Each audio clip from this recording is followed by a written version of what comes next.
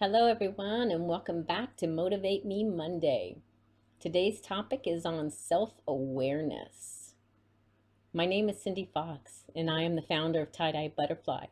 And we are a group of spiritual wellness coaches, and we are here to help you live your best life now. So, today's topic self awareness. It wasn't that long ago that I was working in corporate America. Many of you may know that already, some of you don't. In corporate America, I remember I was having a review with one of my managers whom I respected very much. And he told me that I was very self aware. And I felt like that was such a compliment because I knew it was true. I was very self aware. And I really began to know that it was true when I was in corporate America. And I would just blow off steam sometimes or just making a comment about something sometimes when sometimes I should have kept my mouth shut. And I think that's maybe why I got that comment from the bosses because he knew sometimes I just had to speak my mind. So sometimes that's just the way it is. Sometimes, I cared about what I said, and sometimes I didn't care at all because I was that frustrated.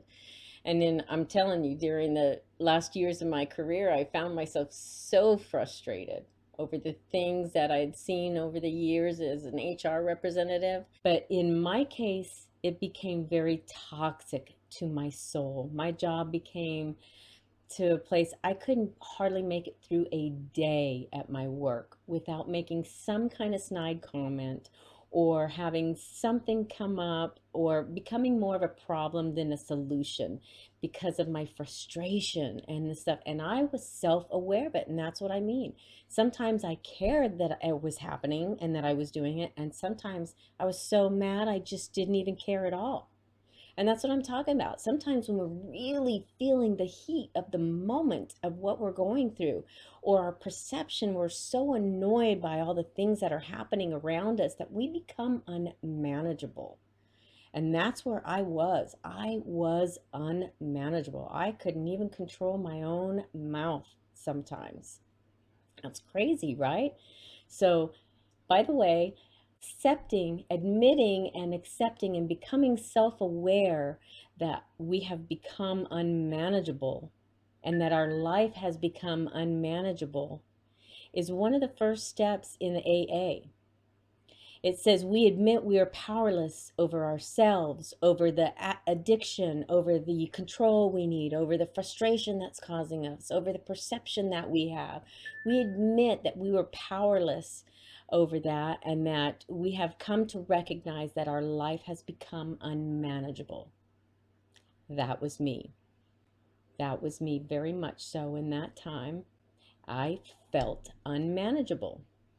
Now, I had a lot going on in my life, but the point being that I was so self-aware of how I was off-putting at so many times and how I contributed to the problem or didn't make anything better with a comment that I had to make. That's the toxicity that had just grown inside of me, and I knew that this was not for me anymore. That was when I knew I had to leave corporate America and jump out on my own. Being self aware was the key for me. Now, God bless corporate America and the thousands and thousands of people who work there and have great jobs there.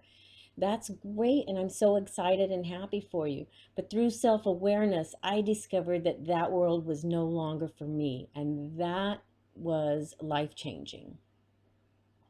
It was life changing.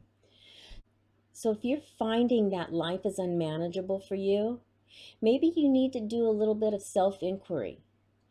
Maybe if you re examine where you might be stuck in life or what toxic things are in your life, maybe you can find where you might be able to make some changes for your own life.